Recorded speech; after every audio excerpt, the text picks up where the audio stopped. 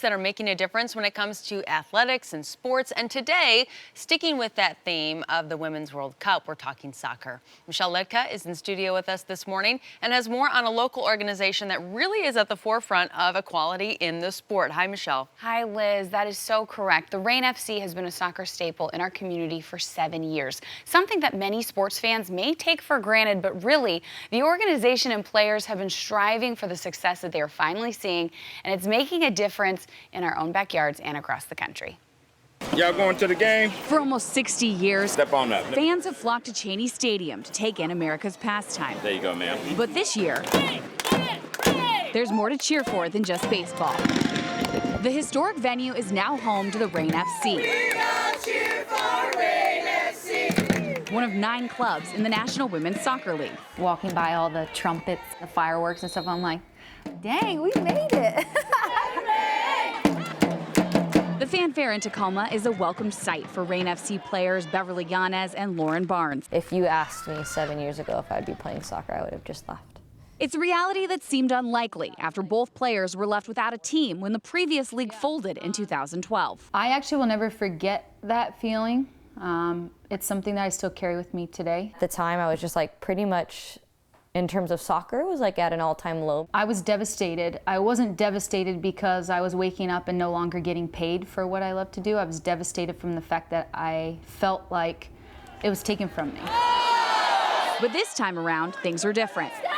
The league has already outlasted its 2 predecessors combined, and the Reign is leading the charge. We actually have an opportunity, like it's actually feasible for Reign FC to be the best women's soccer team in the world. When's your game? Reign FC Associate General Manager Bryn Baker believes in the value of women's soccer in America. Seeing women and women athletes in these positions and getting airtime, I think is super important in just how women are perceived throughout the world. So can you walk me through what the players need to do? She uses her role as a vessel for the mission of the organization. Our players are not playing soccer because they're making $1 million and because they can play for 10 years and retire and live in like incredibly lavish life. They are playing soccer in this league because they are paving the way for people to come behind them. Like any young league, the NWSL has had to find ways to survive and grow. Good touch, great pace. Now in its 7th season, it's all about sustainability. Good, better stay. U.S. Soccer pays the salaries of the national team players like Megan Rapinoe. Only world class! While the clubs provide housing and transportation for their players. Steph, a little more hook on it. That allows the $16,000 minimum salary to stretch as far as it can. It's really challenging, and I think like every day I go to sleep and I'm like, man, like the players deserve better. Oh yeah, we do deserve this. We should have this, but we've done so much with so limited resources for so long that sometimes you forget like a drip or squirt. Like the majority of her teammates, Lauren supplements her income playing overseas in the off-season.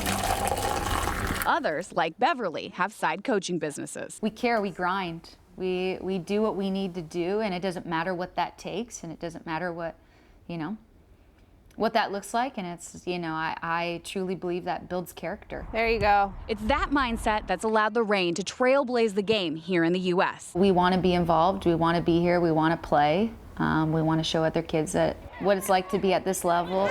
It's not just the players who believe this, but the entire organization. There is one big blaring reason I've been here for 7 years.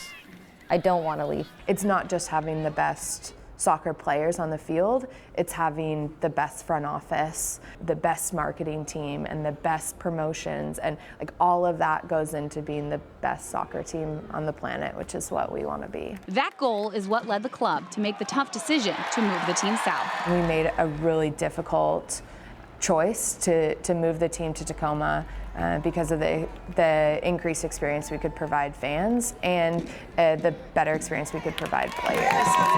The response we got from the crowd was just like incredible, and I just knew I'm like, this is gonna be great. The players now have access to a better field and quality training facilities, but the biggest upgrade, is giving them a more stable platform to make the impact they all strive for. Hi, how are you? Me being able to have this foundation, all these resources, it would be so wrong of me not to give it back. You guys have fun today? In every game that I play, every training I'm at, I hope to inspire somebody to continue to chase their dreams. Thanks so much for coming. We're pioneers for the women's game.